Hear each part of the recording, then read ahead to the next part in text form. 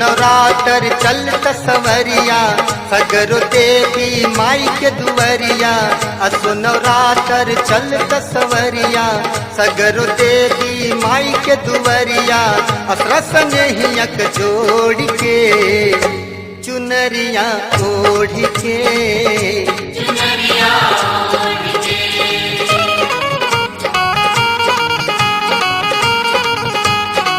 असो नवरात्र चलत सवरिया सगरो देवी माई के दुवरिया। असरस नेहियक जोड़ के चुनरिया ओढ़ के चुनरिया ओढ़ के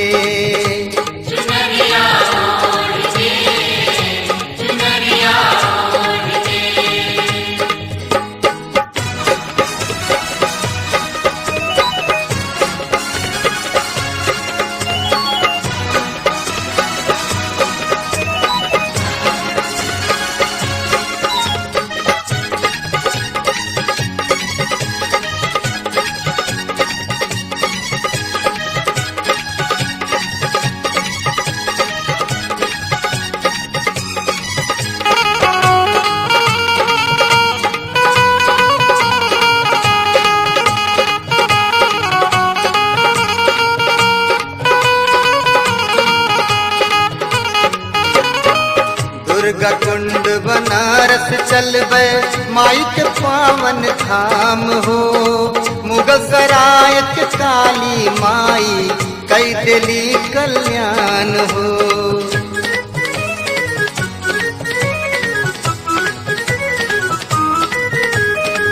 अष्टभुजी माई बड़ी दयालु शिवपुर बा स्थान हो। गंगा तीरे बड़ी शीतला भक्तन के राखे मान हो।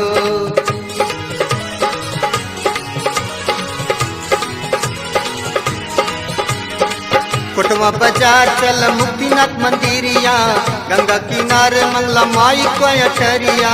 कोटवा बाजार चल मुक्तिनाथ मंदिरिया गंगा किनारे मंगला माई को अठरिया।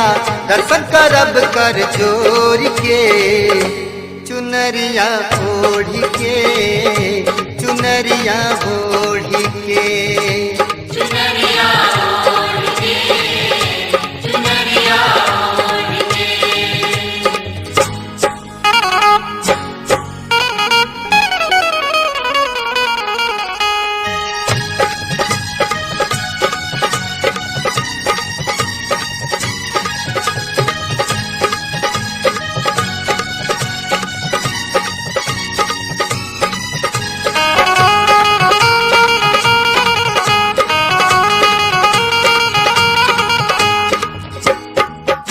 नगर में ज्वालामुखी के कीर जग से न्यारी बा।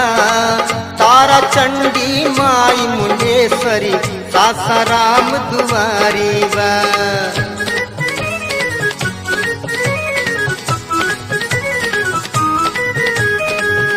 आवे धाम गोपालगंज जे दर्शन करके आइल बा। श्रद्धा भाव से जे भी गइल ओकर मन सपुराइल बा।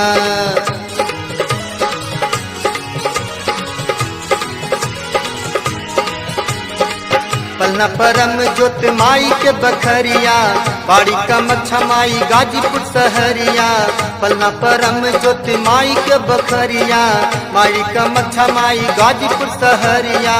आवेलिया सन छोड़ के चुनरिया ओढ़ के चुनरिया ओढ़ के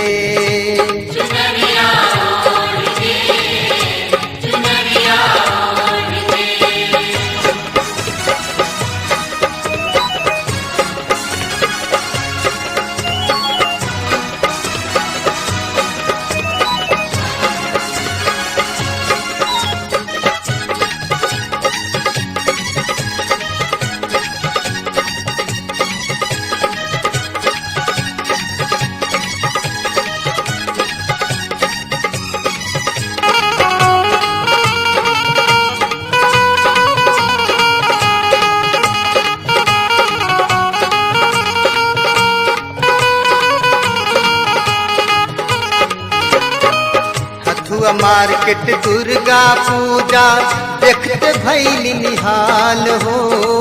पूरे पूर्वांचल में देखली ना ऐसन पंडाल हो।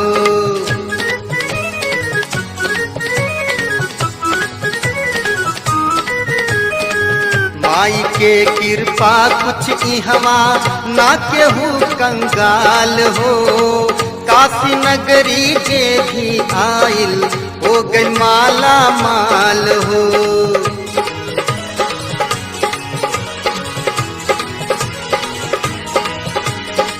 डॉक्टर अशोक कंसु बन के पुजरिया मधुर के पचरा सुनिए होत भोर हरिया। डॉक्टर अशोक कंसु बन के पुजरिया मधुर के पचरा सुनिए होत भोर हरिया। जगत झमेलवा के छोड़ के चुनरिया ओढ़ के चुनरिया ओढ़ के